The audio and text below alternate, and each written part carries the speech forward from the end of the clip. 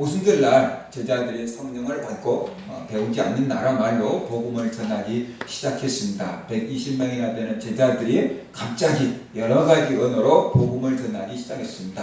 그 모습을 보고 예루살렘에 모여있던 많은 사람들이 놀란 사람들도 있었고 술에 취했다라고 이렇게 비난하는 사람들도 있었습니다. 그 중에 베드로가 일어나서 이 많은 사람들을 조용하게 시키죠. 여러분 내 말을 들으시오. 이 일이 어찌된 일인지 내가 여러분에게 말해주겠습니다 라고 했어요. 그러면서 여러분이 말하듯이 우리들은 지금 술에 취한 게 아닙니다. 지금 오전 9시밖에 안 됐는데 어떻게 이 사람들이 다 술에 취할 수가 있겠습니까? 우리들은 술에 취한 것이 아니고 요엘 선지자가 예언한 그 시대 그 말세의 남종과 여종에게 부어주리라고 하는 성령을 우리가 받은 겁니다.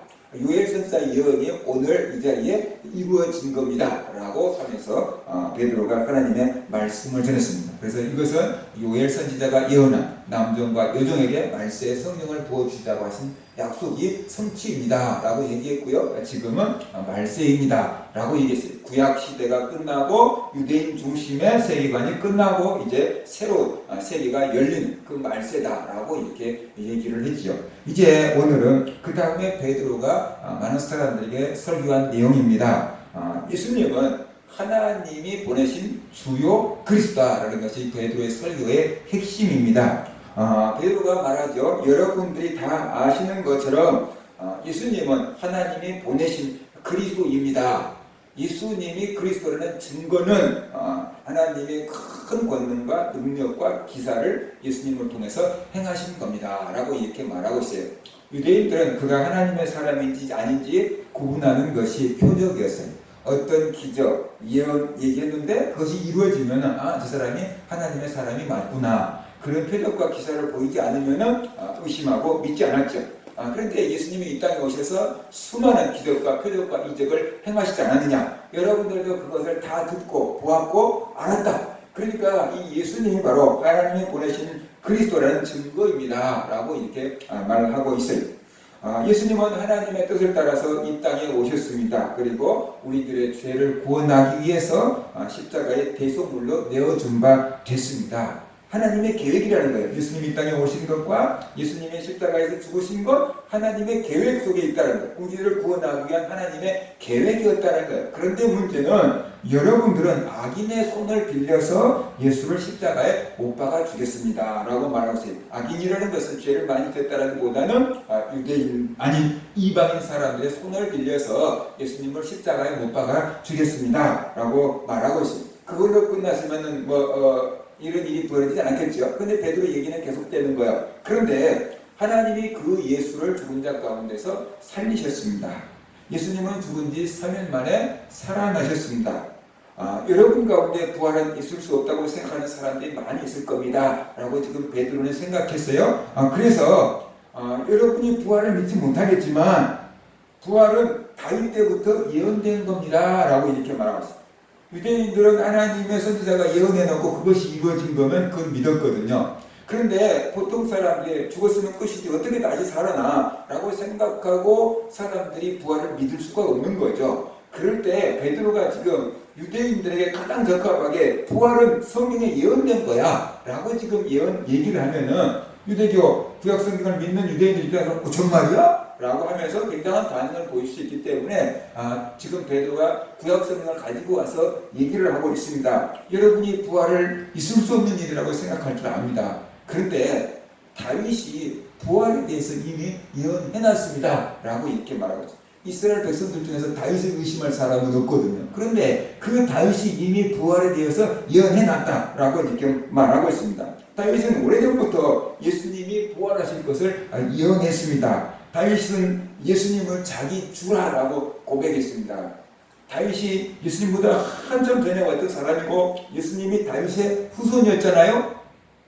그런데 다윗이 그 예수님을 향해서 자기의 주님이다라고 이렇게 고백을 했다라고 지금 말하고 있습니다. 25절 보면은 다윗이 그를 가리켜 예수님을 가리켜 이르되 내가 항상 내 앞에 계신 주를 배웠으며 나로 요동하지 않게 하기 위하여 그가 내 우편에 계시도다라고 이렇게 노래했습니다. 다윗이 예수님을 주다라고 이렇게 고백을 했다라는 것이 그래서 다윗은 그 주가 썩지 않을 것이라고까지 예언했습니다. 이것이 이제 부활인 거잖아요. 27절 보세요. 이는 내 영혼을 음부에 버리지 아니하시며 주의 거룩한 자로 썩음을 당하지 않게 하실 것이미로다. 다윗이 이 예언을 했는데 그게 지금 썩음을 당치 않게 하실 것이다 라고 예언한 것. 모든 사람은 죽고 그 다음에 장사 지내면 다 썩는 것이 원칙인데 다윗이 썩지 않을 거라고 예언하지 않았느냐. 그러니까 그건 어떻게 안 썩겠느냐. 다시 살아나니까 안 썩는 거다. 그래서 다윗이 예수님의 부활을 미리서 보고 이렇게 예언한 거다라고 지금 베드로가 설교하고 있는 겁니다. 이것은 다윗이 자기를 가리켜서 말한 게 아닙니다 라고 말합니다. 예언자들의 예언을 들어보면은 누구를 가리키는 건가? 그런 생각을 하게 되잖아요. 에티오피아에서 온 에티오피아 여왕의 국고를 맡았던 내시가 예루살렘에 예배하러 왔다가 돌아가면서 이사야 성경을 읽고 있잖아요. 그럴 때 빌립이 찾아가가지고 당신이 읽는 것이 무슨 뜻인지 압니까? 라고 했더니 가르쳐준 사람이 없으니까 어떻게 알겠습니까? 라고 하면서 질문을 던지죠. 지금 이사야가 예언한 이 사람이 이사야 자신을 가리키는 겁니까? 아니면 다른 누구를 가리키는 겁니까? 라고 도살장에 끌려가는 양처럼 잠잠했다 하는 예수님의 죽음을 이사야가 예언을 했는데 이 이디오피아의 내시가 예수님을 모르는 내시가 그걸 읽을 때 도대체 이 사람이 누구냐는 거죠. 이사야 선지자 자기를 가리키는 거냐 아니면 또 제3자의 누구를 가리키는 거냐 그걸 몰랐던 거예요. 그럴 때 빌립이 이사야의 그 예언부터 시작해서 예수 그리스도가 이루시고 부활하시는 것까지 다 가르치니까 그거구나 라고 깨닫고 빌립이 길 가다가 멈춰서 세례를 받는 에티오피아 내시가 빌립에게 세례를 받는 것이 사도행전에 기록이 되어 있잖아요. 그러니까 다윗이 그가 썩음을 당치 않을 거라고 예언을 했는데 이것이 누구를 향한 예언이냐라고 지금 베드로가 말하고 있는 거예요. 다윗 자신을 가리키는 예언이냐라는 거예요. 아니라는 거죠. 왜냐? 다윗은 지금 죽었고 지금 또 무덤에 묻혀있지 않느냐는 거예요. 무덤이 있고 이미 그 속에서 썩었으니까 다윗 자신을 가리키는 것은 아니다 라고 지금 예언을 하고 있는 거예요. 그렇다 그러면은 썩음을 당하지 않을 거라고 다윗이 예언한 사람이 누구냐라는 거죠. 다윗의 후손으로 오신 예수님이고 그 예수님이 죽은 지 3일 만에 살아나신 것이 바로 다윗의 예언의 성취가 아니냐라고 지금 베드로가 설교하고 있는 거죠. 그래서 베드로가 다윗을 새롭게 부릅니다. 다윗은 선지자다. 이스라엘 모든 사람들은 다윗을 왕이라고 생각했잖아요. 그죠? 다윗이 왕이었으니까 다윗이 왕이라고 생각했어요. 그런데 베드로는 여기서 다윗을 왕이라고 설명을 하지 않고 선지자다라고 얘기하잖아요. 그 선지자는 뭐라고 했어요? 하나님의 말씀을 받아서 말하는 사람이 선지자고 앞으로 일어날 일을 예언하는 사람이 선지자인데 다윗이 시편에 기록해 놓은 그것이 선지자이기 때문에 예언처럼 성취된다는 뜻인 거죠. 그래서 왕으로 다스린 것이 아니고 선지자로서 예언해 놓는 거다. 다윗이 선지자다. 예수님이 시편에 기록된 자기에 대해서 가르친 것을 가르쳐줬잖아요. 예수님의 부활을 믿지 못할 때 엠마오 가는 제자들을 만나서 성경의 모세 오경과 시편에 기록되어 있는 것들이 자기에게 은혜가 될 것이다 라고 하면서 가르쳐 줬잖아요. 그러니까 다윗이 시편을 굉장히 많이 기록했는데 그게 다 예수님에 대한 소식을 예언해 놓는 거라는 거죠. 그래서 구약시대 모든 사람들은 다윗을 왕으로만 생각했어요. 그런데 신약으로 넘어오면서 다윗의 그 시편도 예언이다 라고 이제 해석을 해요. 그러면 다윗이 해놓은 시편이 예언이면 다윗은 누구냐? 왕이면서도 선지자 역할을 했다 라고 이렇게 해석이 되는 거죠. 그래서 베드로가 다윗은 선지자다. 그가 앞으로 올 예수 그리스도의 부활을 먼저 보고 이렇게 예언한 겁니다 라고 얘기했어요. 이런 겁니다. 우리가 이 전방 고지에 같은 데 가면은 북한 땅을 볼 수 있는 망원경이 이렇게 설치가 되어 있어요. 500원을 넣으면은 이게 북한 땅을 이렇게 볼 수 있어요. 눈 좋은 사람들은 보이겠지만 그렇지 않으면은 저기가 북한이구나 라고 생각하고 그냥 그 정도밖에 안 보여요. 근데 망원경을 딱 이렇게 돈 넣고 보면은 거기서 왔다 갔다 하는 사람들도 보여요. 저기서 농사 짓는다고 지금 왔다 갔다 하고 있네 하는 것이 망원경으로 보여요. 저 멀리 있는 것을 가까이 있는 것처럼 딱 당겨서 볼 수 있게끔 해준 것이 망원경이잖아요. 선지자들은 그거예요. 먼 미래에 있을 예언을 지금 있는 것처럼 딱 보는 거예요. 꿈꾸듯이 보는 거예요. 그리고 이것을 얘기해 놓고 그 다음에 먼 미래에 가서는 진짜로 그런 일이 일어나는 것. 그걸 선지자들이 예언하는 방식 중에 하나였잖아요. 그러니까 다윗 시대 예수 그리스도는 아직 안 태어났죠. 그렇지만 앞으로 먼 미래에 태어날 예수 그리스도의 사건을 먼저 보고 그것을 예언해 놓은 거다라고 이렇게 베드로가 얘기하고 있습니다. 이 예언대로 썩지 않을 거라고 한 다윗의 예언대로 예수님이 다시 살아나셨다는 거예요. 그러니까 부활은 있을 수 없는 일이라고 생각하지 말라는 거죠. 벌써 다윗도 부활하신 예수님을 바라보고 예언해놨는데 너희들 선지자가 믿는다고 하면서 왜 예수님이 부활하셨다는 소식을 못 믿냐, 왜 의심하냐 라고 지금 이렇게 얘기하고 있는 거죠.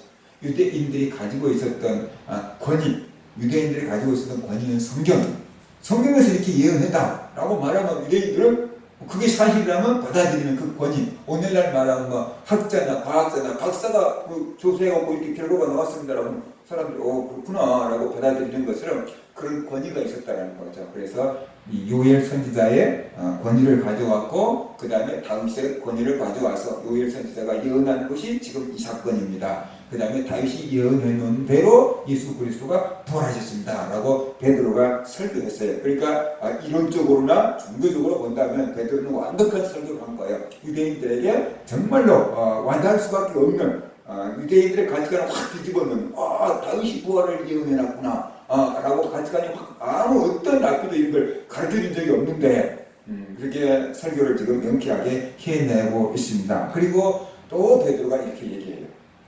다윗이 부활을 예언해놨는데 그 부활하신 예수 그리스도를 우리가 직접 보았습니다. 여기 모인 120명이 부활하신 예수님을 직접 보았습니다. 이게 믿겨. 우리는 예수님의 부활의 증인입니다 라고 지금 말해요. 그런데 우리나라에서 뭐 국회에서나 법원에 가서 증인을 설 때 내가 본 대로 들은 대로 뭐 증인하겠습니다, 그렇지 않으면은 어떠한 벌도 달게 받겠습니다 라고 이렇게 선서하잖아요. 근데 좀 막 국회에서 막 거짓말하고 법원에 가서 좀 막 아는 거 모른다고 해도 처벌받지 않는 경우가 굉장히 많아요. 근데 유대에서는 거짓 증거하면은 돌에 맞아서 죽는 거예요. 거짓 증거. 실제로도 거짓 증거하지 말라고 했잖아요. 그러니까 거짓 증거하면 돌에 맞아서 죽는 거예요. 그런데 이들이 뭐라고 해요? 120명에 대한 사람들이 예수님의 부활을 직접 목격했다. 우리가 그 부활의 증인이다 라고 말하잖아요. 돌 맞을 준비 돼 있다. 우리가 만약에 거짓말이라면은 돌로 쳐서 우리를 죽여. 우리가 예수님의 부활을 직접 보았다. 그게 사실이다 라고 이렇게 지금 얘기를 하고 있는 거잖아요. 그래서 바로 베드로는 예수님의 부활을 믿지 못한 유대인들에게 예수님의 부활이 확실한 사건이다라는 것을 얘기하는데 다윗이 부활에 대해서 예언을 했다는 것이고 그 다음에 우리가 직접 그 부활의 주님을 만났고 우리가 목숨을 건 증인이다라고 지금 얘기를 하고 있습니다. 그리고 또 계속 다윗 얘기를 지금 하고 있습니다. 다윗은 하늘로 올라가지 못했습니다. 그런데 다윗이 이렇게 예언했습니다 라고 말해요. 내가 내 원수로 내 발등상이 되게 하기까지 너는 내 우편에 앉아있으라 하셨다. 다윗 예언이에요. 그러면은 이 예언도 하나님의 우편에 앉아있으라고 네 원수가 네 발에 그냥 밟힐 때까지 그때 당시에 사람들이 나라를 정복하면은 그 원수를 이렇게 데려다가 무릎을 꿇히고 발로 이렇게 밟는 거죠. 왕을. 예를 들어서 이방 나라가 와가지고 유대 나라를 정복하고 유대 나라 왕을 무릎을 꿇혀놓고 발로 딱 이렇게 밟고 있으면 어떻게 돼요? 유대 국민들이 그것을 보면 어떻게 되겠어요? 충격적이죠. 우리나라는 망했다라는 이게 충격적인 거죠. 일본이 항복을 했을 때 천황폐하하고 이제 이 군정에 있는 최고 사령관하고 사진을 찍었는데 원래 미국 사람들이 크잖아요. 그리고 이제 일본 사람들은 미국 사람들에 비해서 좀 키가 왜소하잖아요. 그런데 사진을 이 미국 장교가 앞에 나와 있고 천황폐가 저 뒤에 있는 것을 딱 찍어놓으니까 사진을 찍어놓으니까 어떻게 돼요? 정말로 왜소해 보이게끔 잔뜩 움츠려 있는 것 같은 그런 사진 한 장을 신문에다가 확 실어놓은 거예요. 그러니까 일본 사람들이 그 신문을 보니까 자기들이 그렇게 하나님처럼 믿었던 천황이 그 미군 앞에 그냥 그렇게 초라한 모습으로 서명하고 있는, 사과하고 있는 모습을 보니까 그 국민들의 마음이 다 싸울 전의를 다 상실해버리게 되는 거죠. 다윗이 예언한 이걸 내가 네 원수로 네 발등상, 발로 딱 밟고 있는 그 발등상이 되게 하기까지 완전히 원수를 정복할 때까지 너는 내 우편에 앉아있으라 라고 하나님이 말씀하셨다는 거예요. 그러면 도대체 이 하나님의 약속이 누구에 대한 거냐라는 거예요. 다윗에게 주신 약속인 거냐? 그런데 다윗은 하늘로 올라가지 못했지 않느냐? 라고 지금 베드로가 지금 설교하고 있어요. 그러면 도대체 이 약속은 누구에게 주신 약속이냐? 다윗의 후손으로 올 예수 그리스도에게 주신 약속이다 라고 이렇게 말하고 있어요. 그래서 이 약속대로 예수님이 하늘로 승천하셨다. 우리들이 하늘로 올라가신 예수님을 다 보았다. 예수님이 하늘로 올라가셨다. 그러면 그 120명 사람들은 봤겠지만 나머지 사람들은 우리도 안 봤는데 우리는 이렇게 어떻게 믿어? 이럴 수 있잖아요. 그래서 베드로가 지금 말하고 있어요. 그 하늘로 올라가신 예수님이 지금 하나님의 우편에 앉아 계신다. 왜? 다윗이 그렇게 예언하지 않았냐? 내 우편에 앉아 있으라고 했으니까. 마지막 사탄을 완전히 정복할 때까지 내 우편에 앉아 있으라고 했으니까 예수님 지금 하나님의 우편에 앉아 계신다.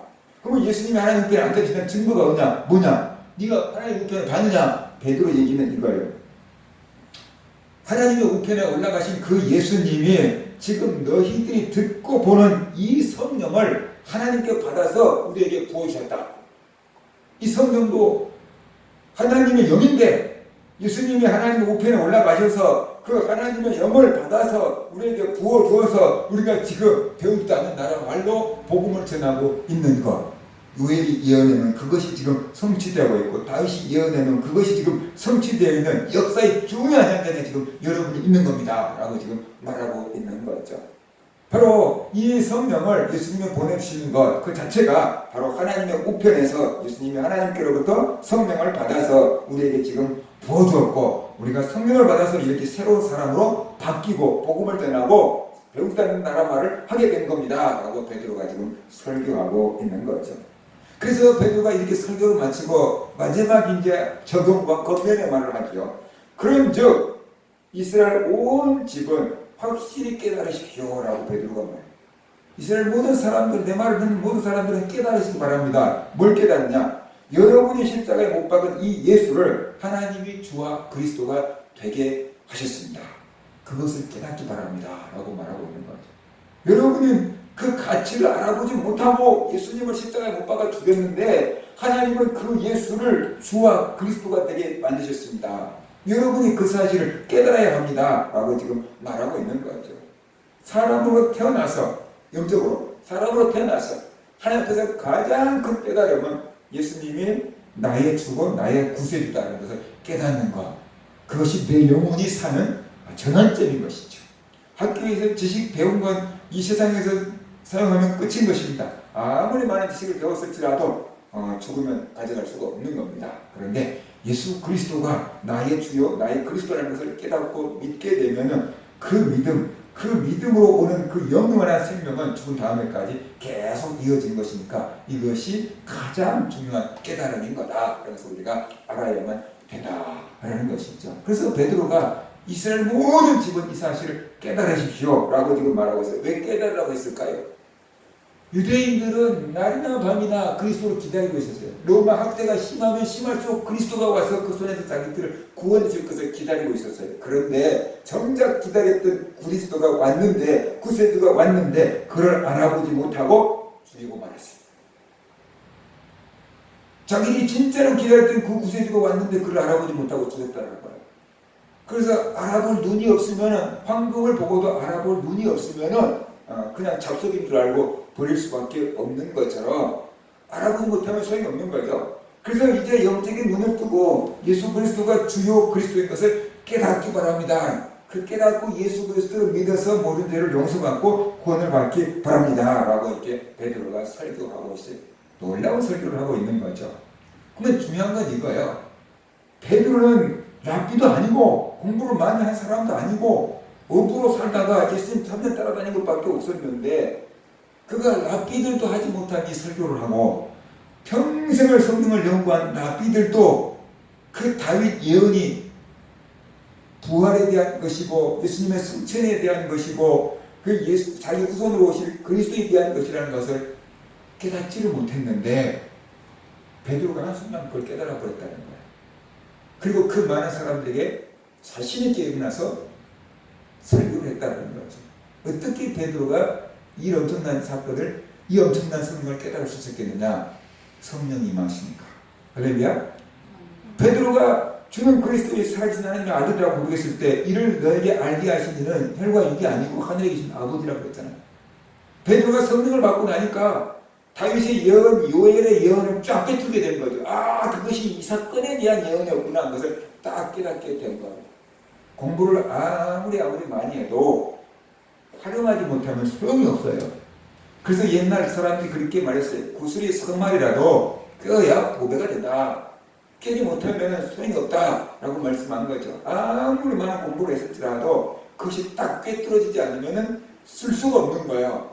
유대인들이 모세오경을 달달달 외우고 있었지만 그리스도를 알아보지 못했다는 거예요. 그런데 성령이 딱 임하니까 그것이 딱 꿰뚫어져요. 선지자의 예언이 딱 꿰뚫어져서 베드로가 이렇게 엄청난 설교를 하게 된 것이다. 그래서 우리가 알아야 돼요. 우리가 성경 구절을 아무리 많이 읽고 아무리 많이 암송을 한다고 할지라도 그것이 내 삶 가운데 적용이 되지 않으면은 하나님을 체험할 수가 없어요. 하나님의 능력을 경험할 수가 없어요. 그런데 하나님의 성령이 우리에게 임하셔서 그 하나님의 말씀이 깨달아지고 나의 삶 가운데 적용이 되면은 이 말씀이 사실이구나. 이 말씀이 사실이구나. 그래서 이런 말씀을 주신 거구나. 라는 것을 깨닫고 하나님 정말 살아계시구나. 하나님 정말 나를 사랑하시는구나. 하나님이 지금도 나와 함께 계시는구나. 라는 것을 깨달을 수가 있게 된다. 라는 거예요. 그것이 성령이 이 땅에 오셔서 하시는 일이다. 그러니까 우리가 성령의 도움이 없이는 신앙생활을 할 수가 없다는 것이죠. 오순절날 사도들이 제자들이 성령을 받아서 주의 일꾼들이 되었던 것처럼 오늘을 사는 우리들도 똑같아요. 성령을 받아야지 우리의 믿음이 생명을 얻게 되고 성령을 받아야지 우리가 믿음으로 승리하게 되고 성령으로 충만해야지 우리가 하나님의 일을 감당할 수가 있게 된다라는 거예요. 그래서 우리는 저녁에나 성령 충만을 사모하며 기도해야 세상 사람들이 돈을 찾아서 막 살아가듯이 믿는 성도들은 성령을 찾아서 막 살아가야 돼. 그럴 때 우리가 하나님의 말씀이 깨달아지고 우리와 함께 계신 하나님이 믿어지고 그 하나님의 도우심과 인도하심 가운데서 살아가는 생활을 해나갈 수가 있다는 것입니다. 우리 모든 성도들이 성경은 배워서만 되는 게 아니고 성령의 도움을 받아야지 우리의 신앙이 생명력 있는 신앙이 될 수 있다. 그런 것을 깨달으시고 그 무엇보다 성령을 사모하며 성령 충만을 위해서 기도하고 또 성령의 은혜와 도움 가운데서 신앙생활에 나가는 그런 성도들 되시기를 주의 이름으로 축원합니다. 그 말씀 붙잡고 우리 같이 기도하도록 하겠습니다. 하나님 우리에게 성령